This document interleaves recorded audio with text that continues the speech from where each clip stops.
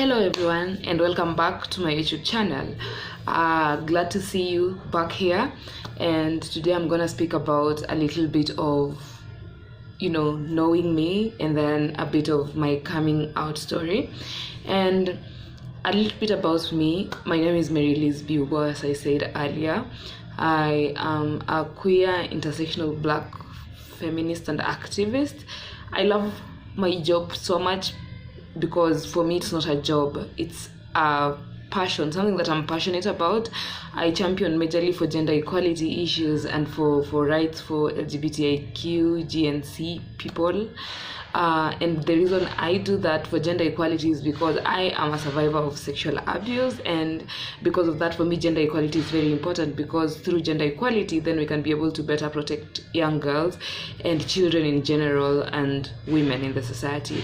And then through my work as an activist and a black intersectional feminist, then I'm able to champion for the rights of LGBTIQ, GNC persons, because personally, I'm a lesbian, genderqueer person, and for that reason alone, then it gives me motivation and a reason to champion for the rights of queer persons, because then I live in a country, Kenya, where homosexuality is illegal, and for that reason alone, then I'm expected to be able to do more. I'm expected to take care of myself, who I interact with, who I talk to, who I say what I say to, who I, how I relate, who I'm dating, and how I can be openly proud about why I'm dating them and all that kind of stuff. So for me, that is another motivation as to why I'm an activist and an intersectional feminist.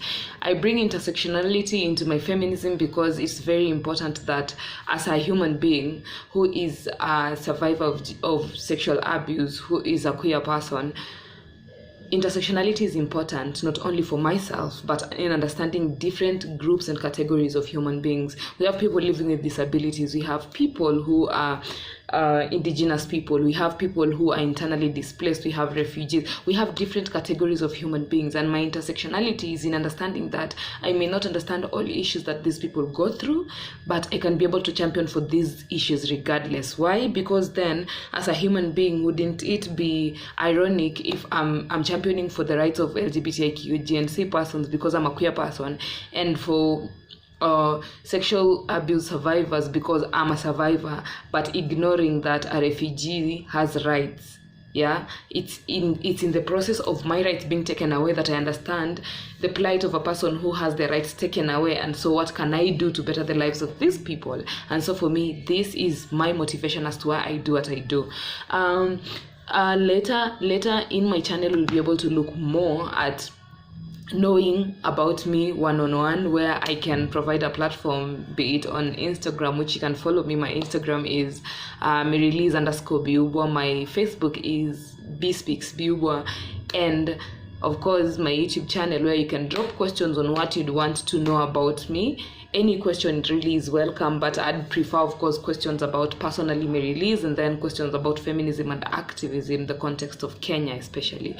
So now we're gonna get into something that is very fundamental, and probably I'll do it again in the channel, but currently I feel like I need to speak about it, and it's my coming out story, and I won't explain about the experience of how it is, but I'll explain how it means to come out as a Kenyan in a country where homosexuality is illegal, and the consequences. And the reason I feel like I need to speak about this is because coming out is essential to any individual who is queer, in as much as it's a non-issue, because no one needs to come out really.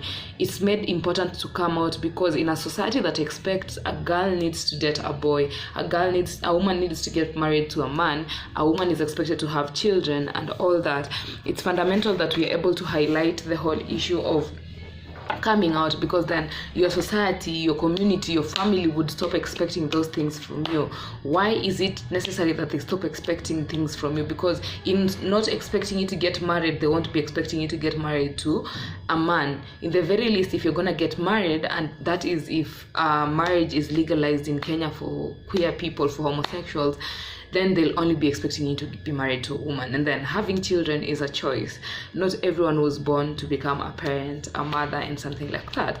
And so that expectation is taken away because there's a silent expectation that when you're getting married to a man, then the next thing that has to happen is to have children. And this, I feel like, is universal, because then even with people who are heterosexual, they get married and people pressure them to have children literally without considering that having children, one, is a biological process, and two, it takes two people to tango and be ready, because bringing up a child in a world and an economy like the Kenyan one is not an easy thing, and so one has to be well planned for it.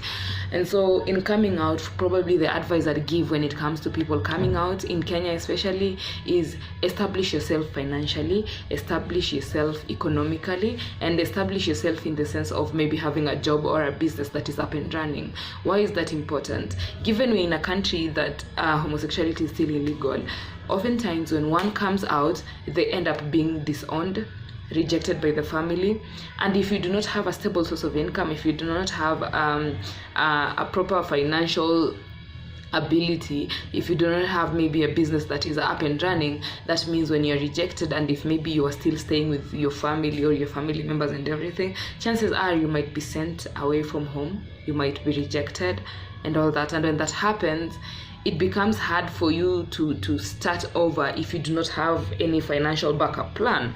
And I speak this because this is something that happened firsthand for me, influenced by many things, and I ended up needing a place to stay, and because of that I ended up needing, finances and everything, and it was so hard for me. I ended up even staying on the streets for a couple of days, and that, in as much as it was a bad experience, it made me understand how we as a community can be able to go about this better.